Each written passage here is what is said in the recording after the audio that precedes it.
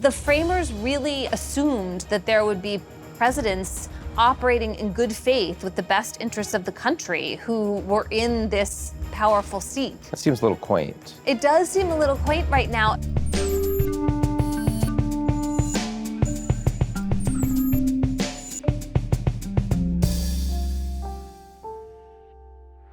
Hello and welcome to GZERO World. I'm Ian Bremmer, and today we are looking at President Trump's revolutionary, yes, I said revolutionary, attempt to consolidate power within the executive branch.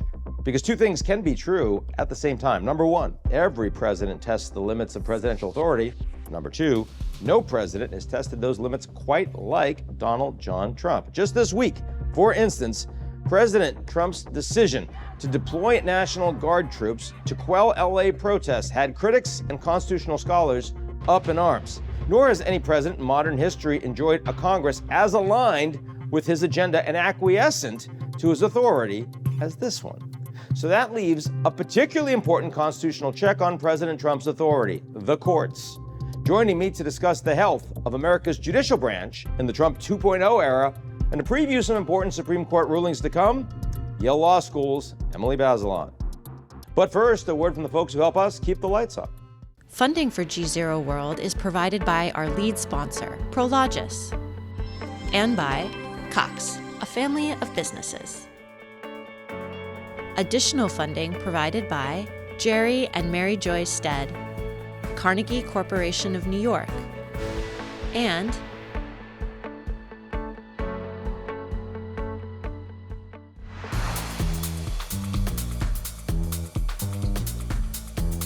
Many people are saying that Donald Trump is a revolutionary president.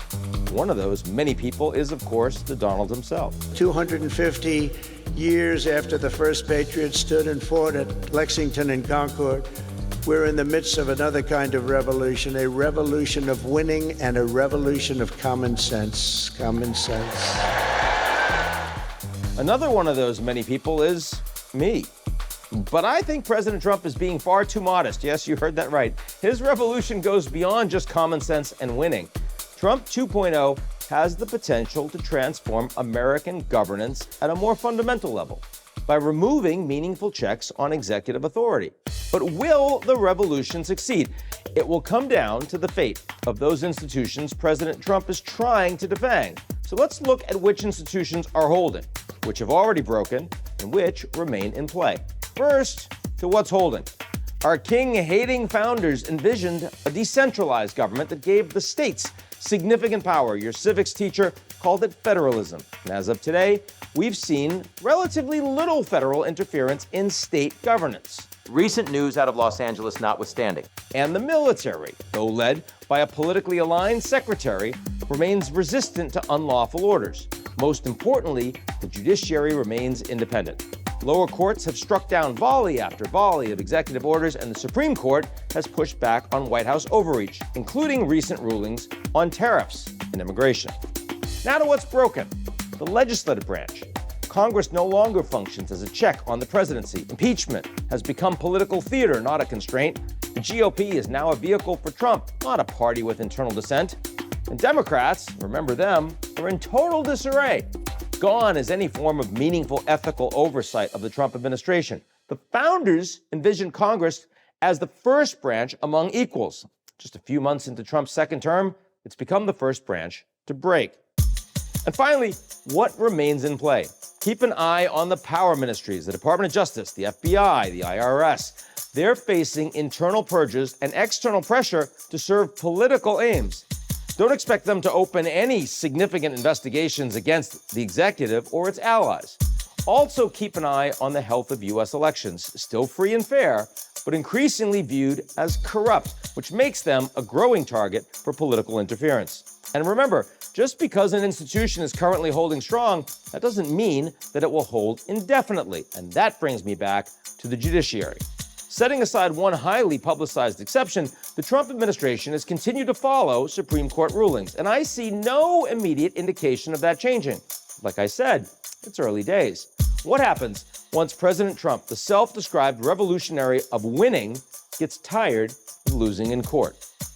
Here to talk about the state of the judiciary in Donald Trump's America and the biggest Supreme Court rulings coming down the pike, Yale Law School's Emily Bazelon.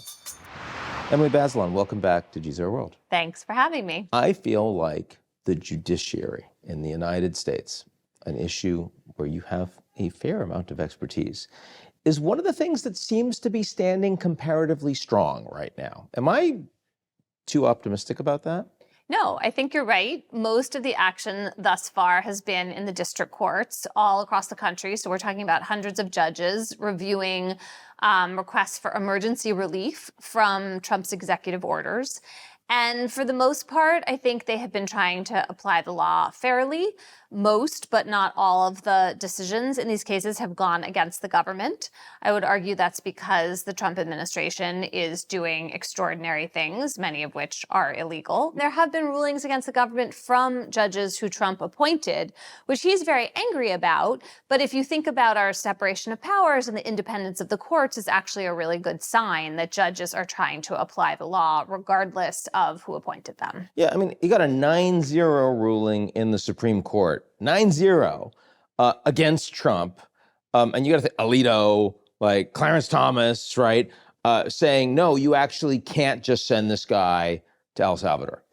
Right. So I think when you get to the Supreme Court, which has only had a few opportunities to review the work of the lower courts, what you see is a mixed response. And I think the Supreme Court has been the strongest against the government in these deportation cases where people got zero due process and where lower court judges have built a record showing that. And the justices have been backing them up. They have had the backs of the district court judges in those cases. The other side of the coin is this decision recently in a case where Trump fired one of the folks on the National Labor Relations Board and another agency head. And the court said Trump does have the power to do that. And that's giving Trump more power at a moment where arguably the courts are showing that he's abusing his power in other contexts. It comes on top, of course, of the decision last summer by the Supreme Court giving Trump criminal immunity, which Trump invokes all the time in all kinds of legal filings, whether it's relevant or not. 5 months in, does the Trump administration feel revolutionary in its intent to you?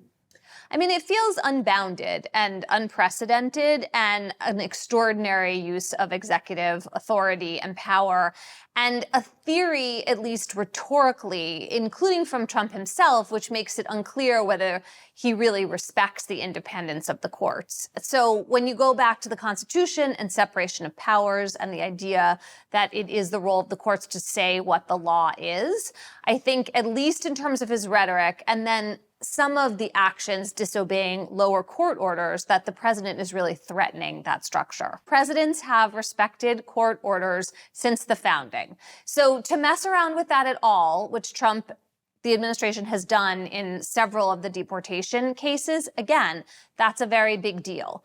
It is also true that there's whole swaths of law that the administration has been respecting court orders and indeed has not even appealed some of the biggest rulings against it, which is a tell about how strong or weak they think their position is, right? Or about how many there are, and you've got to reserve some capital to... Maybe, but when you try to, tell law firms that they can't do any more government business, and the courts reject that under every provision of the Constitution, starting with the First Amendment, you'd think that if the administration thought it was on strong ground, it would appeal, right? I mean, those were big headlines. Same with the actions against Harvard. They just haven't appealed a lot. And let's start with the law firms, because, that seems pretty foundational to the rule of law, right? I mean, that, you get a vigorous defense no matter who you are in the United States. And Trump has an executive order saying, actually, no, not in the case of this law firm, because I don't like them. I don't like who they've represented.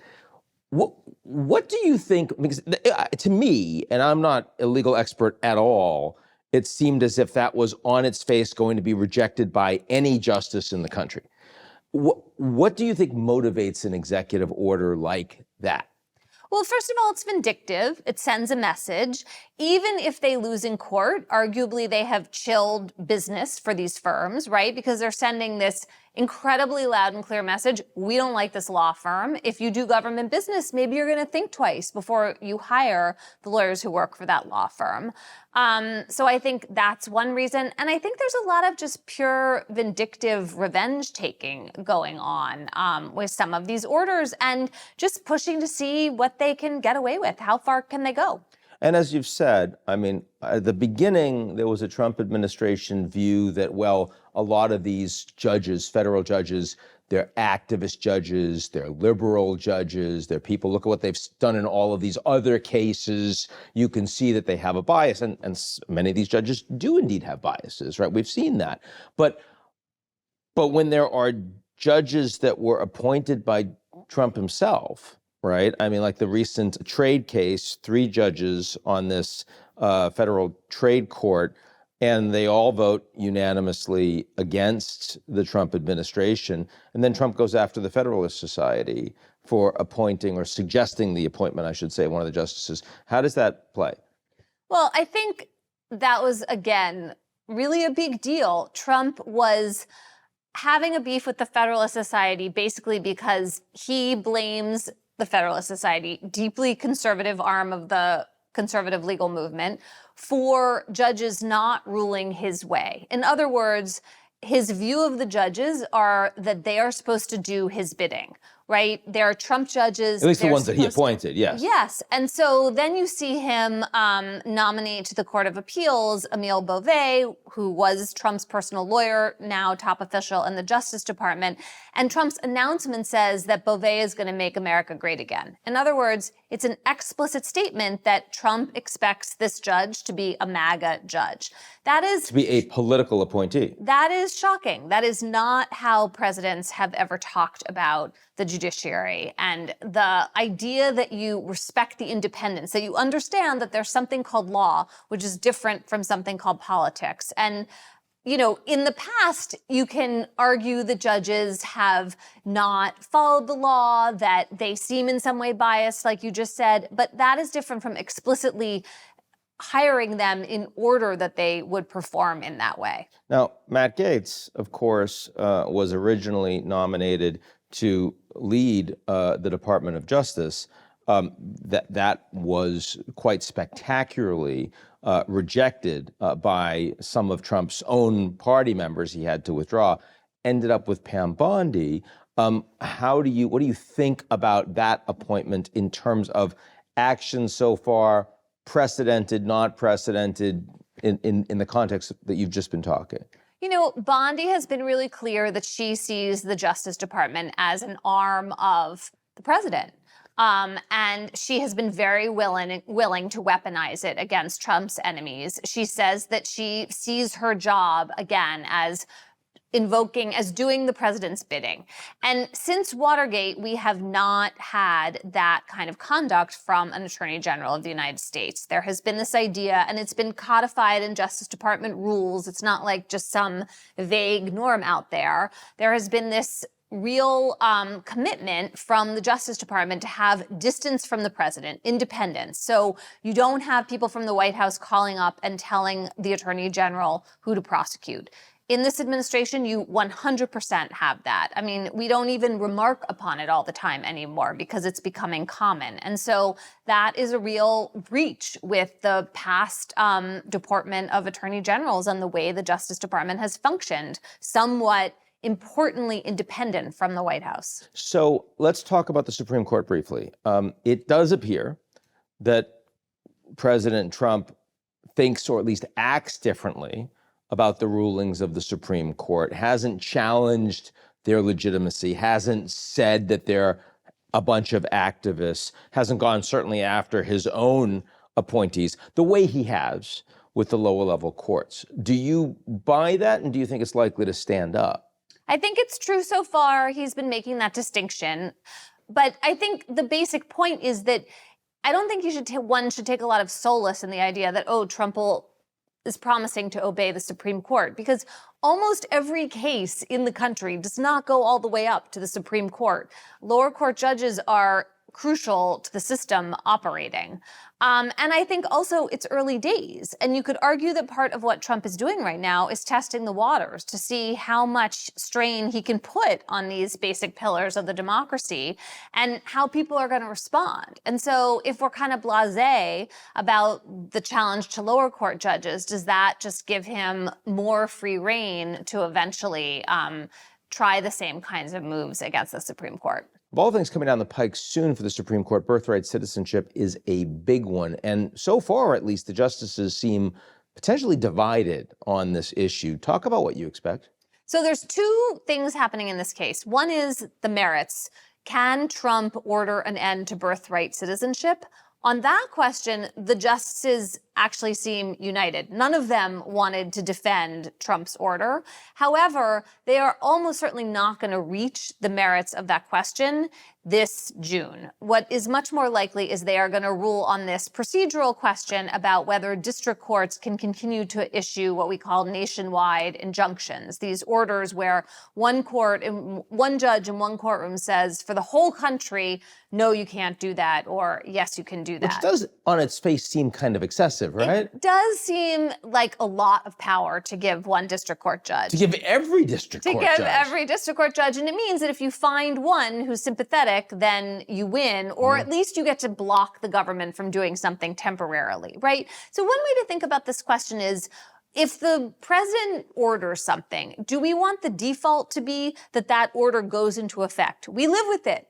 We find out what it's like, right? This is how democratic process works. Or do we want judges to be able to pause everything while the underlying legal questions get resolved on the merits, which can take a couple of years often? So that's like one way to think about this. The justices, you're right, seemed very divided. I think that we can expect they will in some way limit this power of nationwide injunctions that courts have had. And the question will be how far they dial it back. There's a kind of middle ground here where they could say, look, you still have this power, but only national injunction if that is necessary to give the plaintiffs the complete relief they need. And sometimes that is not necessary. Sometimes you have a limited number of plaintiffs in one place and you can just issue an order with regards to them that does not affect everybody everywhere. And I would also add that we got to talk about Congress here, right? There are three branches of government. The founders never anticipated judges pitted against the president and Congress just like laying down, even though what the judges are trying to do is ascertain and apply laws that Congress enacted, right? I mean, all these funding freeze cases, these are appropriations bills that Congress passed for this year. And the idea that they're just either standing by or even cheering Trump on while he basically like undoes all of their work to fund things is kind of crazy, but that's what's happening. So the excitement in this field this week, and it's different every week, let's face it, is getting a lot of attention to Los Angeles. We have some very significant protests, a lot of violence, frankly. An LA police department that is trying to contain it, not completely effectively. Trump comes over the top and says, I'm sending 2,000 members of the National Guard. We haven't in 60 years seen a president order National Guard in without the support consent of a governor. What do you think's going on here? You know, first of all, I think it's important to think about whether the Trump administration provoked this unrest in LA, right? I mean, they were doing immigration enforcement in the Garment District in another part of the city that's largely Latino, pulling people out of their workplaces, doing exactly the kinds of things that gets other people who are connected to the folks getting taken away very upset. And so, you know, there's a way in which there's a feeling of a kind of setup happening underlying all of these facts. Then let me just push back on that for one moment, because I'm not disputing what you just said, but of course, if these people are in the country illegally, and part of Trump's platform, which he won on, was we're not doing anything to respond to people illegally in the country. I mean, provoking it is exactly not only within the rule of law, but frankly, you could say it was an abdication if he hadn't. You could argue that. I mean, it is 100% true that they're enforcing immigration laws, right? And that there are lots of people in the country illegally. However, if you were just playing the numbers game, you would go to a poultry factory in the middle of nowhere in the Midwest and pick up a lot of factory workers, right? When you choose to go into the heart of a city, onto the streets and publicly snatch people up, you're kind of asking for a reaction. And you pick a very democratic Or you're city. showing that you're like actually doing something when you don't have the ability to get the numbers that otherwise you'd like to get. I mean, there you go. It's just the politics play very favorably for the president, right? Because immigration enforcement is an issue in which a lot of Americans, most Americans, at least top level, agree with more enforcement. So you have all those politics as part of the mix. Then you have unrest, and then you have an order. The governor of California, the local law officials, they're not asking for help, right? They're saying we can handle this. But now you have federal troops on the ground, heavily armored. You have this kind of spectacle of, what looks like a kind of federal, extremely strong law enforcement presence. That is itself, again, provocative. You kind of draw more people in. And then you have the situation where there's violence erupting, and then that can be an excuse for even more troops to be called in. And we know that Trump really likes to flex these muscles, right? And so I think that's underlying here what we're seeing. Again, you can say he didn't follow the appropriate process, but the reality is that if Trump wants to use this occasion to bring in troops, legally, it's within his ken. Yes, and that is arguably a problem with the Insurrection Act. And more broadly speaking, with how the American presidency has become so powerful in our structure, right? I mean, it is not the first branch of government in the Constitution. Congress is. But over time, the executive has really arrogated to itself more and more power that lawmakers used to share in. Congress has gotten much worse at standing up for its own institutional prerogatives. It's become polarized along partisan lines. The Republicans in control of Congress right now seem to care much more about Republican power than they do about institutional congressional power.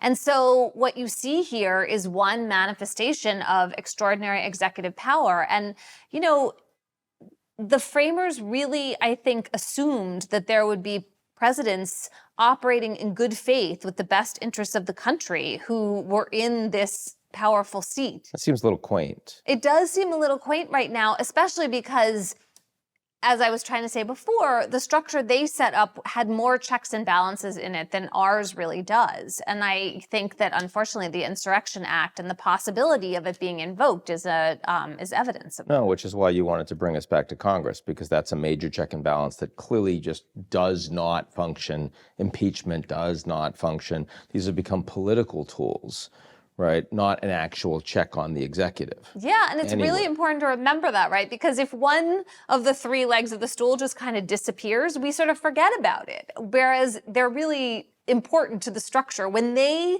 that makes the stool fall down. Like, the judges cannot save the country from an authoritarian president if we have one by themselves. That's just not a reasonable expectation to have. They can slow things down, they can hopefully make people think, they can stop some actions, but really this is a system of checks and balances that depends on all three of the parts of it doing their job. Emily Bazelon, Thanks for having me.